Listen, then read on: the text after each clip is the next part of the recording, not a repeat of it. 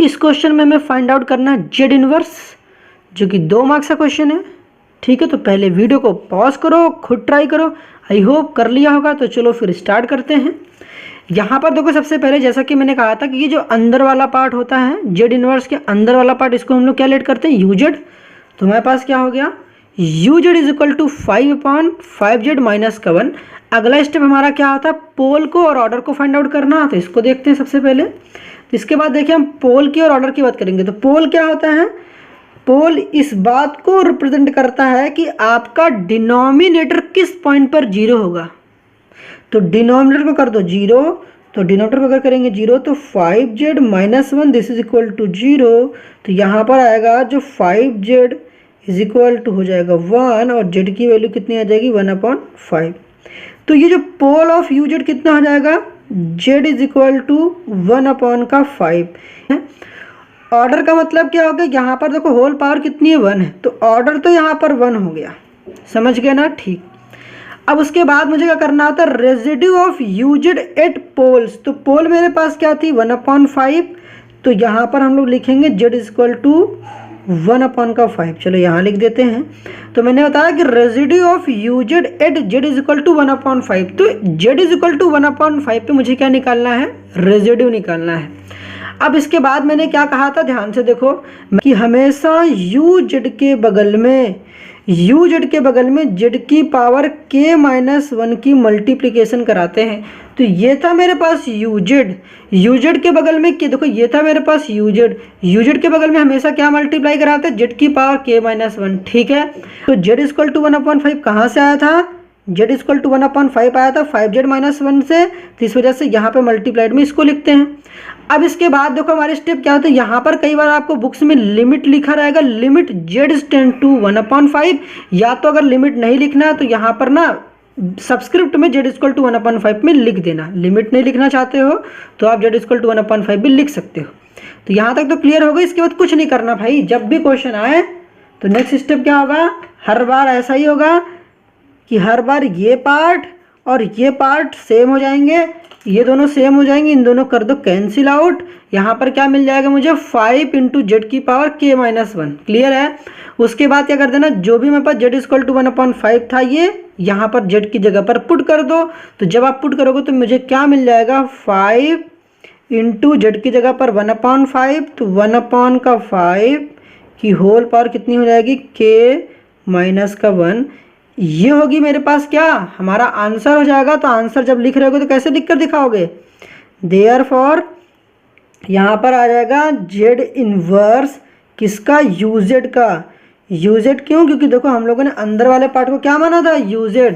तो you Z कितना आ जाएगा, यही होगा आर्क इक्वल, जो कि हो जाएगा 5 इंटू 1/5 k माइनस का 1। तो मूव करते हैं अपने नेक्स्ट क्वेश्चन की तरफ। ठीक है, उम्मीद है देख लिया होगा इसको। नेक्स्ट क्वेश्चन देखिए हमारे सामने क्या है कि यहाँ पर मुझे जेड इनवर्स निकालना है इसका। तो जैसा कि हर बार की तरह अंदर वाले टर्म को मानेंगे यू जेड, और U Z equal to 10z upon z minus 1 z minus 2 हो गया। पोल्स कैसे निकलता है, दैट इज सो सिंपल। क्या करना है, डिनोमिनेटर को कर देना है 0। तो यहाँ पर कर देंगे z माइनस 1 और फिर उसके बाद z माइनस का 2 and this is equal to 0। यहाँ पर आ जाएगा z इज इक्वल टू आ जाएगा 1 और z इज इक्वल टू कितना आ जाएगा यहाँ पर 2। तो यहाँ पर समझ में आया कि भाई जो मेरे पास पोल्स है, पोल मतलब z की वैल्यू जो आई मेरे पास ये 1 आ गई और कितनी आ गई 2 आ गई। तो यहाँ पर ऑर्डर कितना हो जाएगा, ऑर्डर सिंपली हमारे पास कितना हो जाएगा, यहाँ पर ऑर्डर हो जाएगा 1। अब एक नोट की पॉइंट क्या है साहब कि अगर ऑर्डर मेरे पास 1 हो जाती है तो यहाँ पर अभी एक इंपॉर्टेंट पॉइंट है जो कि मैं अभी डिस्कस करता हूँ। देखो रेजिड्यू निकालना है मुझे। यहाँ पर देख सकते हो मेरे पास पोल्स 2 आए हैं, एक 1 आया है और कितना है 2 आया है। तो रेजिड्यू भी हम लोग 2 निकालेंगे। तो residue at z is equal to 1 पे और दूसरी रेजिड्यू निकालेंगे z इज इक्वल टू 2 पर। अब यहीं पर देखो सारी पॉइंट को समझो। जब यहाँ पर z इक्वल टू 1 है तो यहाँ पर लिखेंगे, पहले क्या काम करना है, पहले मैंने कहा था देखो यहाँ जब भी क्वेश्चन कर रहे होते हो तो यूजेड के बगल में z की पावर क्या लिखोगे, k माइनस का 1 करोगे। तो ये था मेरे पास यूजेड, यहाँ पर होगा k माइनस 1। अब अपने आप से पूछो कि z इक्वल टू 1 कहाँ से आया था, तो z इक्वल टू 1 आया था भाई z माइनस 1 से। तो z माइनस 1 यहाँ पर रख दो समझ गए ना। तो इसके बगल में z-1 लिख देना। उसके बाद आप जिस पॉइंट पे रेजिड्यू निकाला है तो उस पॉइंट को यहाँ लिख देना। लिखने बाद करना क्या होगा, हर बार की तरह z-1 यहाँ भी है, z-1 यहाँ भी है, इसको कर दोगे कैंसिल आउट। यहाँ पर मिल जाएगा 10z upon z-2 into Z की पर k-1। अब क्या करना आपको पता है, यहाँ पर आपको पता है कि z इक्वल टू 1 हमारी थी, तो क्या कर देना आप z की वैल्यू रख दो। तो यहाँ पर z की वैल्यू 1 रखोगे तो 10 इंटू 1 10 रहेगा।